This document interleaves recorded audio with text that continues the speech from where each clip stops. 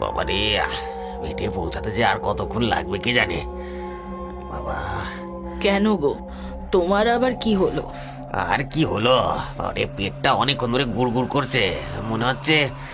বাবা, দূর দূর, তোমাকে নিয়ে আর পারি না। আরে না গো গিন্নি, ওই শেষ পাতে রসগোল্লার সাথে মাংসের ঝোলটা মেখে বোধহয় না খেলেই ভালো হতো।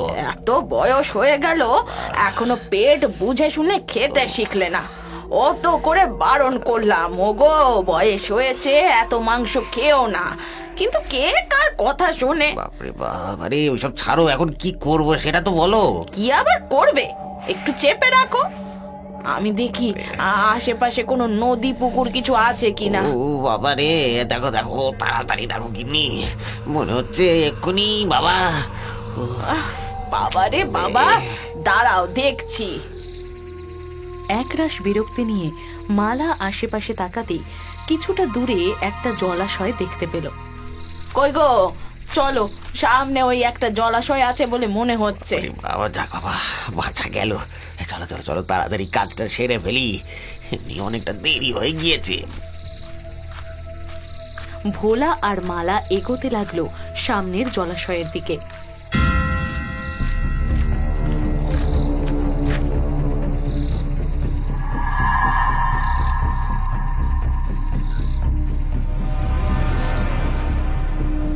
এই রাত বিরেতে গভীর জঙ্গলে জলের ধারে একটা মেয়ে একলা বসে আছে, এই ব্যাপারটা খুব একটা সুবিধের ঠেকছে না।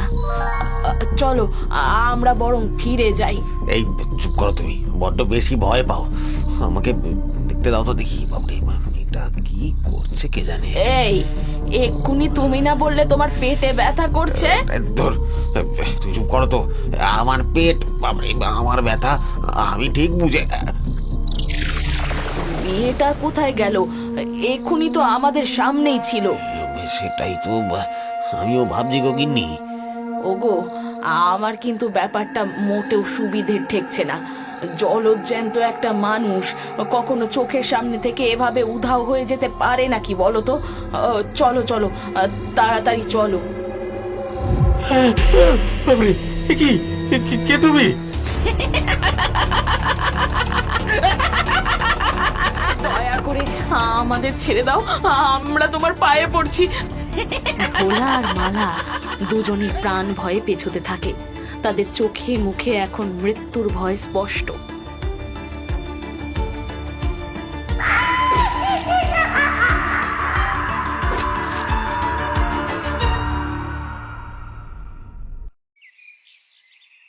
ভোরের আলো ফুটতেই জঙ্গলের সেই জলাশয়ের ধারে গ্রামবাসীদের ভিড় জমেছে।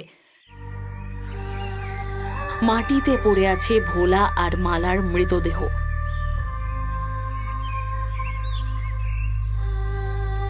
পাশে বসে অঝরে কাঁদছে শ্যাম।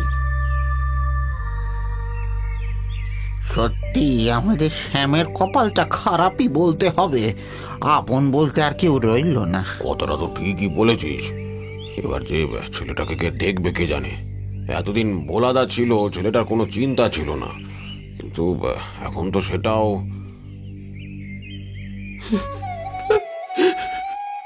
ও বাবা, ও মা, আমাকে আমাকে এভাবে একা ফেলে তোমরা কোথায় চলে গেলে? আমার যে আর কেউ রইল না গো। আমি নিশ্চিত এ কোনো সাধারণ মানুষের কাজ হতেই পারে না। কোনো মানুষের মধ্যে এত ক্ষমতা নেই যে কারো দেহ থেকে তার মাথাটা এরম টেনে আলাদা করে দেবে। আরে মানুষ কেন হতে যাবে? নির্ঘাতই জঙ্গলের কোনো হিংস্র জানোয়ারের কাজ। জানোয়ারের কাজ হলে তো মাংস খুবলে খেত। এ তো মনে হচ্ছে কোনো আক্রোশ মেটানো হয়েছে।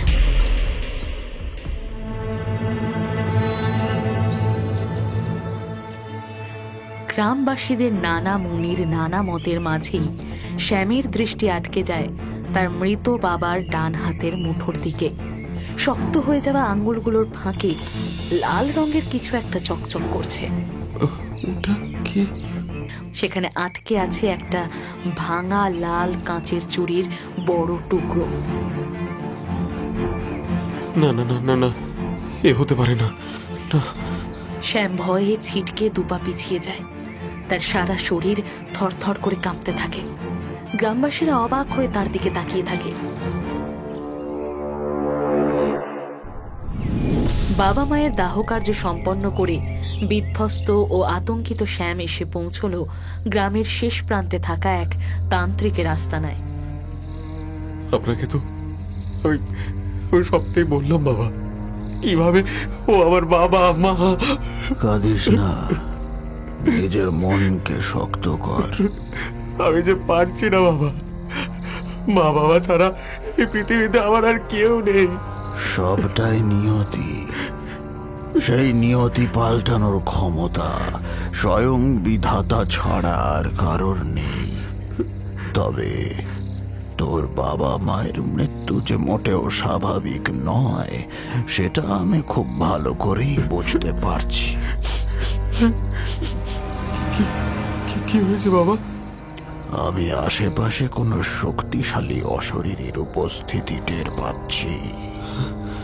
তাহলে কি আমার ধারণাই ঠিক? ও কি ফিরে এসেছে? এই দেখুন বাবা, মৃত্যুর সময় এগুলো আমার বাবার হাতে ছিল।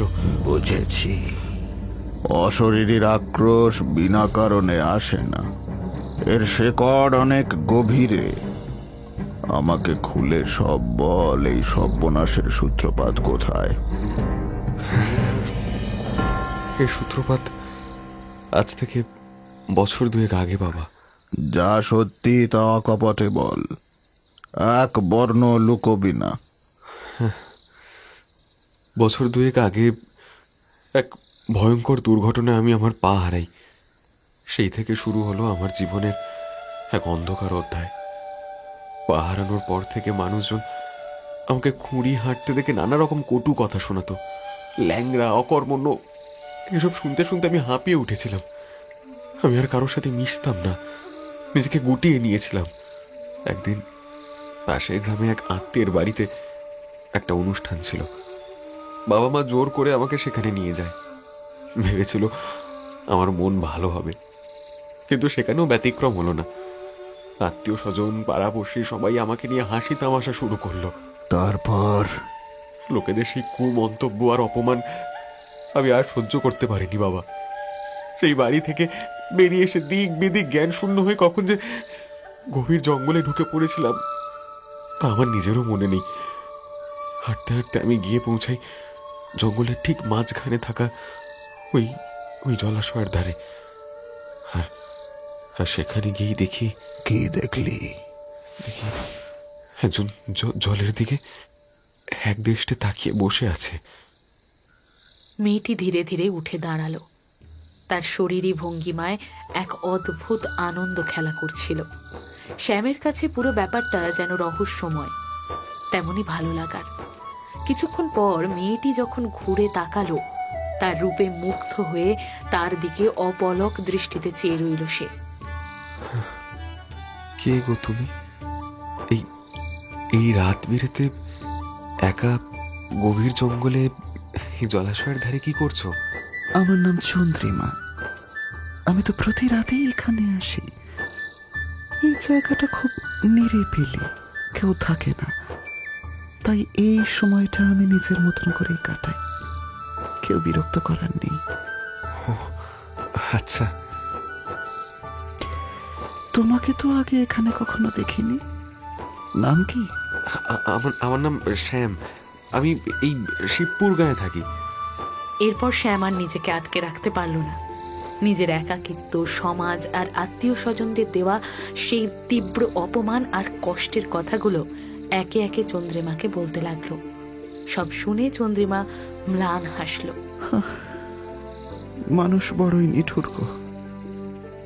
সবাই অন্যের দুর্বলতা নিয়ে ঠাট্টা করতে আর কষ্ট দিয়ে আনন্দ পেতেই ভালোবাসে।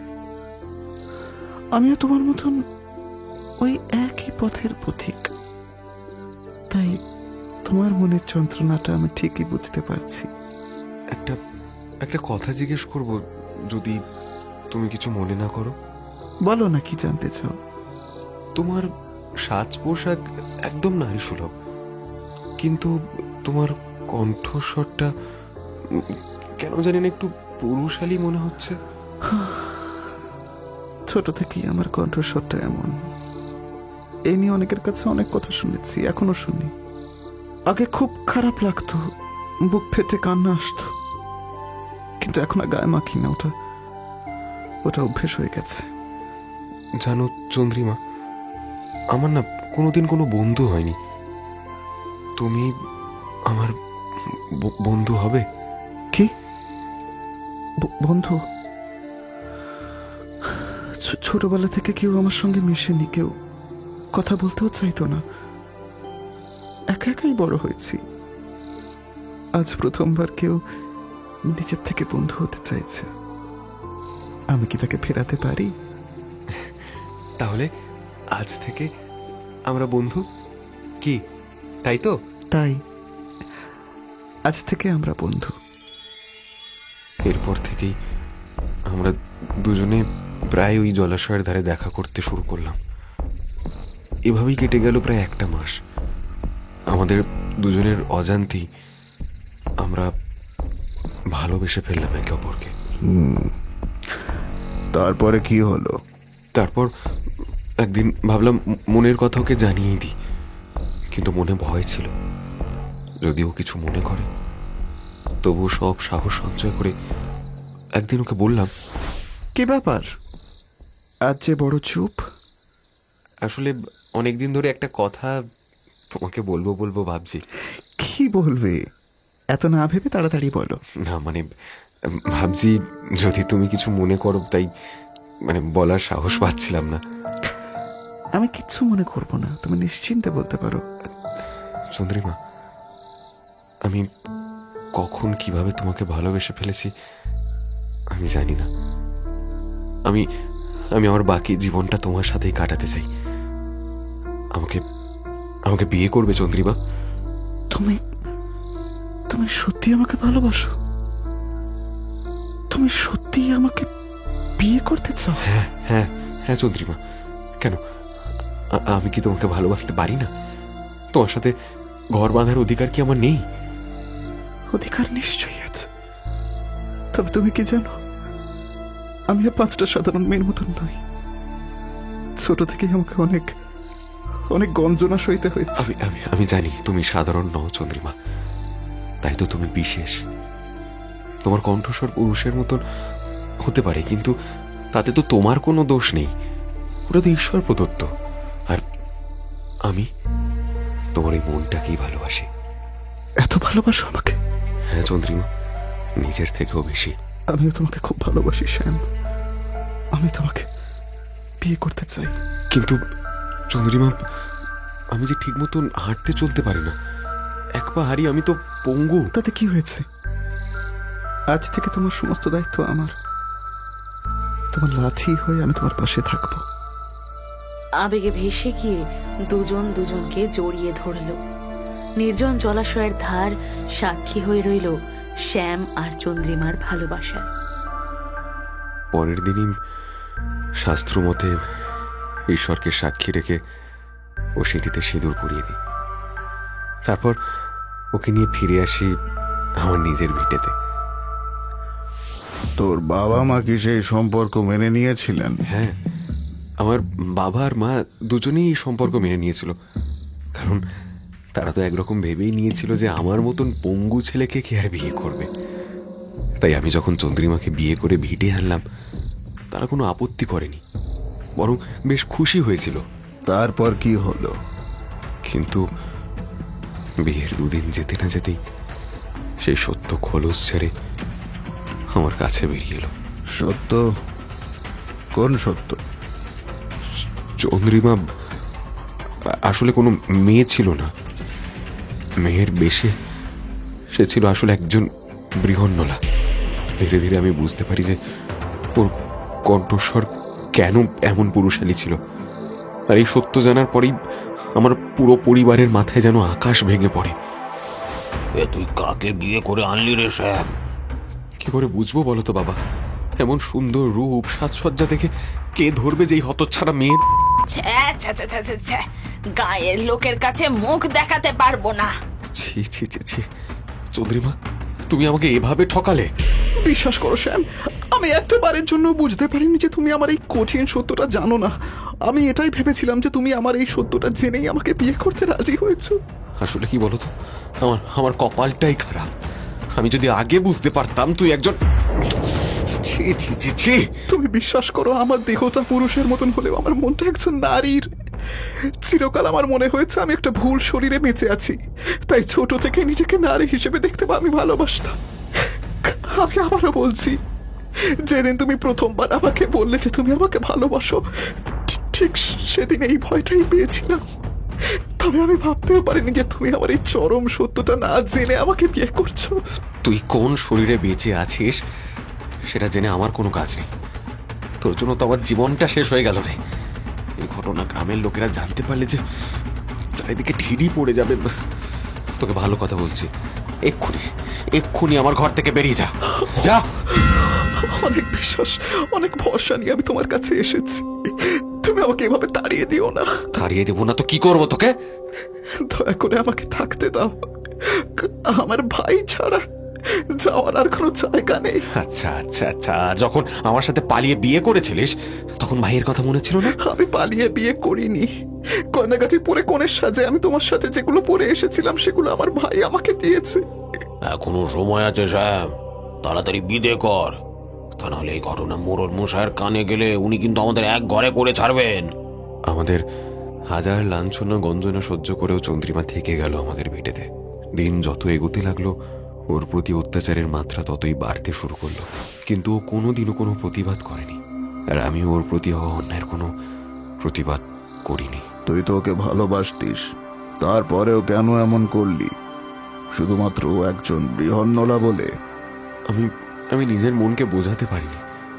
ও আমার কাছে কিচ্ছু চাইনি, শুধু চেয়েছিল সারাটা জীবন আমার সাথে একসাথে থাকতে। কিন্তু ওর এই মুখটা দেখলে আমার মনে হতো ও আমাকে ঠকিয়েছে। ও তোকে ঠকায়নি, দোষ তোর ছিল। তুই সত্য জানার কোনো চেষ্টা করিসনি। হয়তো তাই বাবা, এর জন্য আমিও খানিকটা দোষী। কিন্তু আমি সবচেয়ে বড় ভুল করে ফেললাম সেদিন বাবার বলা কথাগুলো শুনে। কোন ভুলের কথা বলছিস তুই? দেখ, এভাবে কিন্তু আর পারা যাচ্ছে না। একদিন না একদিন ঠিক এই সত্যিটা জেনে ফেলবে সবাই, আর তখন কিন্তু মুখ লুকানোর আর জায়গা থাকবে না আমাদের। তার চেয়ে কি বলতে চাইছো সেটা স্পষ্ট করে বলো। ওকে আমাদের রাস্তা থেকে সরিয়ে দিলেই তো হয়। না বাবা, এই কাজ তুমি করো না। হয়তো নিজের সত্যিটা আমাদের বলতে পারেনি, কিন্তু ও তো আমাদের কোনো ক্ষতি করেনি। চুপ কর মরকট, দরদ একেবারে উতলে উঠছে।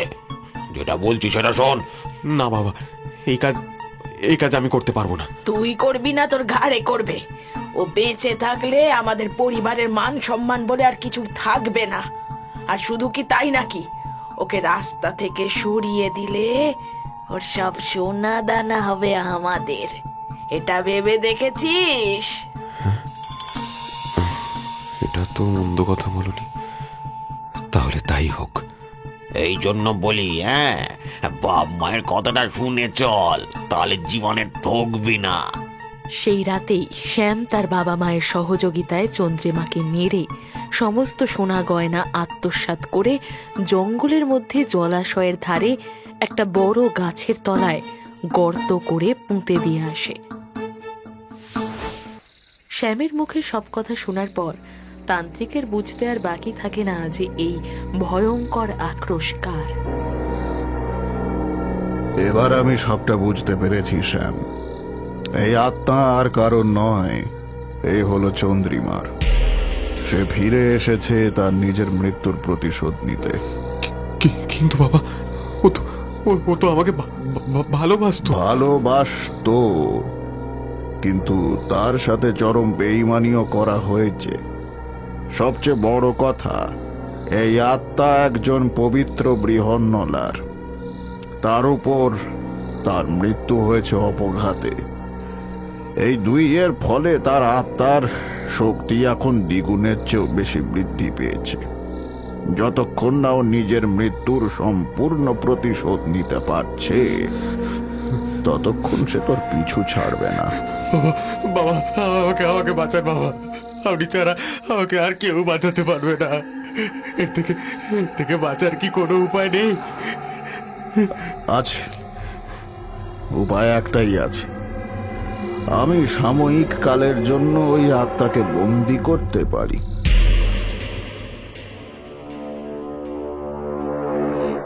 এরপর তান্ত্রিক শ্যামকে সাথে নিয়ে সেই জলাশয়ের ধারে যান এবং তন্ত্র বলে চন্দ্রিমার আত্মাকে একটি লোহার কৌটোয় বন্দি করে। আর মাত্র 2 দিন পর পূর্ণিমা।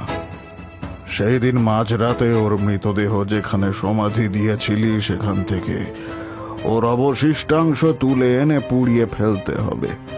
তবেই ওর আত্মা মুক্তি পাবে আর তুইও বাঁচবি, না হলে তোর রক্ষা নেই। তান্ত্রিকের কথায় সম্মতি জানিয়ে বুকে ভয় আর হাতে তাবিজ নিয়ে শ্যাম নিজের ভিটে ফিরে আসে।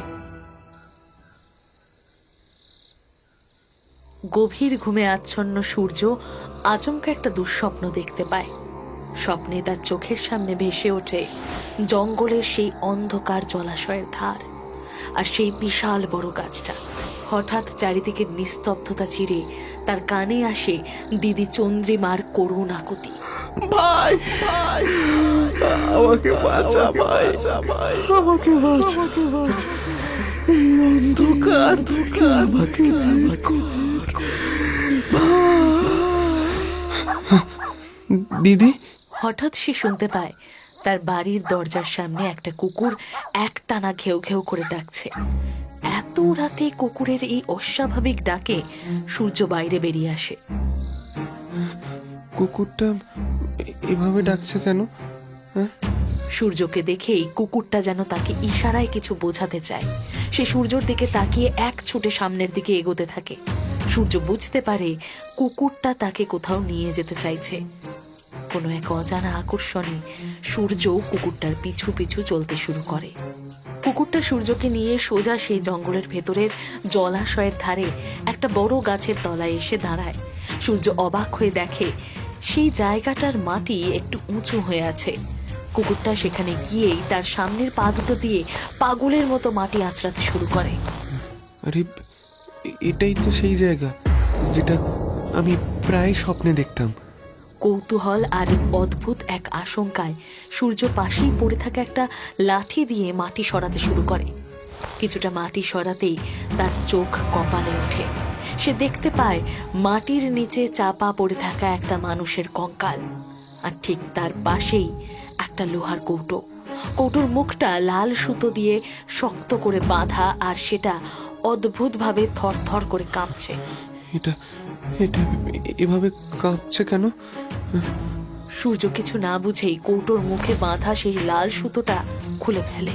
চন্দ্রিমার বন্দি আত্মা মুক্ত হয়ে যায় এবং সোজা গিয়ে প্রবেশ করে সেই কুকুরটার ভেতর। তীব্র হাওয়ার তোড়ে এবং এই ভয়ঙ্কর অতি প্রাকৃত ঘটনার আকস্মিকতায় জ্ঞান হারিয়ে মাটিতে লুটিয়ে পড়ে সূর্য।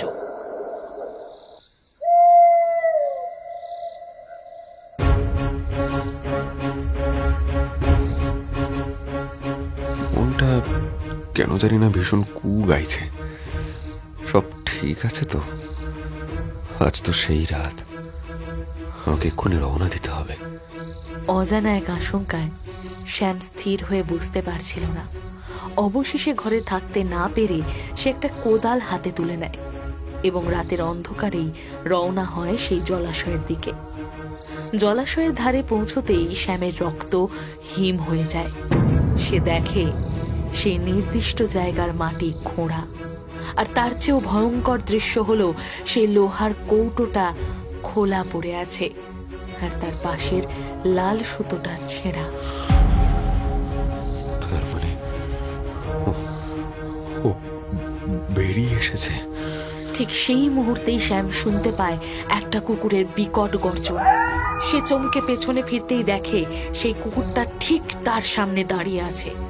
কুকুরটার চোখ দুটো জ্বলছে, আর সবচেয়ে অদ্ভুত ব্যাপার হলো তার কপালে জ্বলজ্বল করছে একটা টকটকে লাল টিপ।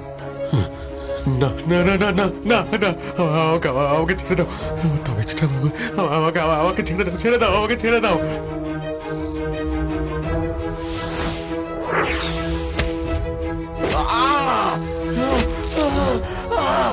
বাঁচাও, বাঁচাও।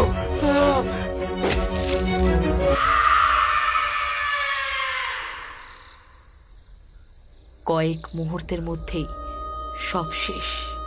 শ্যামের রক্তাক্ত ছিন্ন ভিন্ন নিথর শরীরটা পড়ে থাকে মাটিতে। নিজের মৃত্যুর প্রতিশোধ সম্পূর্ণ হতেই কুকুরের শরীর থেকে চন্দ্রিমার আত্মা বেরিয়ে আসে। সে ধীরে ধীরে এগিয়ে যায় পাশেই জ্ঞান হারিয়ে পড়ে থাকা তার ভাই সূর্যের দিকে। অসীম স্নেহে ভাইয়ের কপালে একবার অদৃশ্য হাত বুলিয়ে দেয় সে। তারপর ভোরের প্রথম আলোর সাথে সাথে চন্দ্রিমার আত্মা চিরতরে মিলিয়ে যায় অনন্ত আকাশে।